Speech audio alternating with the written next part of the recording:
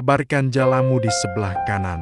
Saat Yesus menampakkan diri pada murid-muridnya di pantai Danau Tiberias, Yesus menanyakan kepada mereka, adakah mereka mempunyai lauk pauk?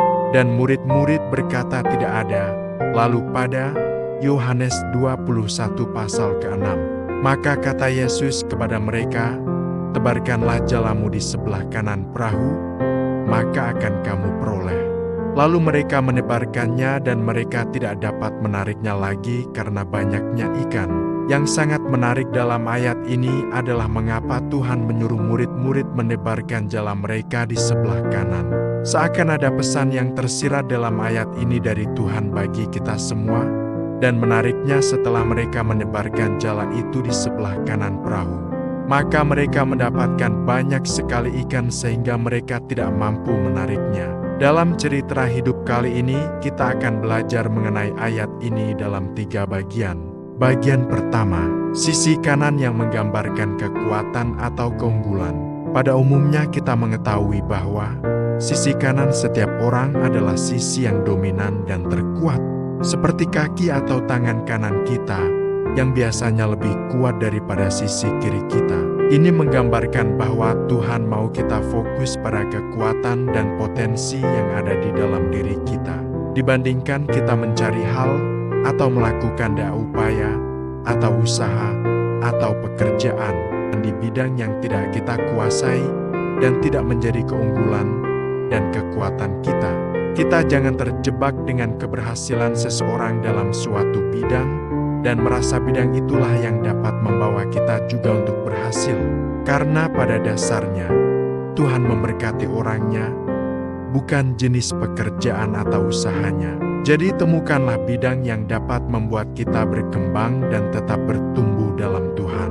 Bagian kedua, sisi kanan menggambarkan kepercayaan. Kita sering mendengar istilah tangan kanan, yang artinya adalah seseorang yang dipercaya. Atas dasar itu, kita bisa melihat bahwa sisi kanan ini melambangkan hal yang sudah dipercayakan kepada kita. Artinya kita harus bisa menjalankan setiap tanggung jawab yang sudah dipercayakan kepada kita.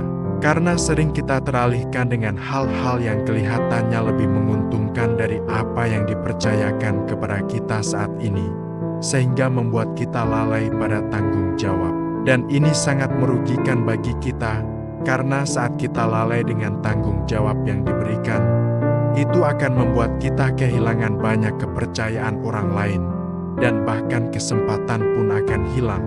Oleh karena itu, kita harus bisa fokus mengusahakan dengan baik kepercayaan yang sudah diberikan kepada kita. Karena saat kita dapat dipercaya dalam hal kecil, maka Tuhan akan mempercayakan kepada kita hal-hal yang besar.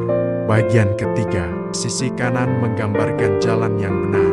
Bagian terakhir adalah sisi kanan melambangkan sesuatu yang benar atau kebenaran.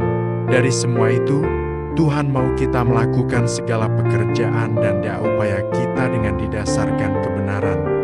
Karena inti dari segala sesuatu yang kita lakukan adalah menjadi terang dan garam di tengah dunia yang semakin samar dan abu-abu. Kita harus menjadi pribadi yang teguh menjalankan prinsip kebenaran. Dan percayalah Tuhan yang akan membela dan menjaga setiap jalan kita dari segala keburukan dan mara bahaya. Jadi, saat kita bisa fokus pada 3 hal tersebut, yaitu kekuatan atau potensi kita, tanggung jawab yang dipercayakan kepada kita, dan melakukannya dengan kebenaran, maka firman Tuhan dalam ayat tersebut pasti akan terjadi dalam hidup kita, bahwa kita akan mendapatkan buah yang melimpah yang bahkan kita tidak sanggup menariknya. Amin. Tuhan memberkati.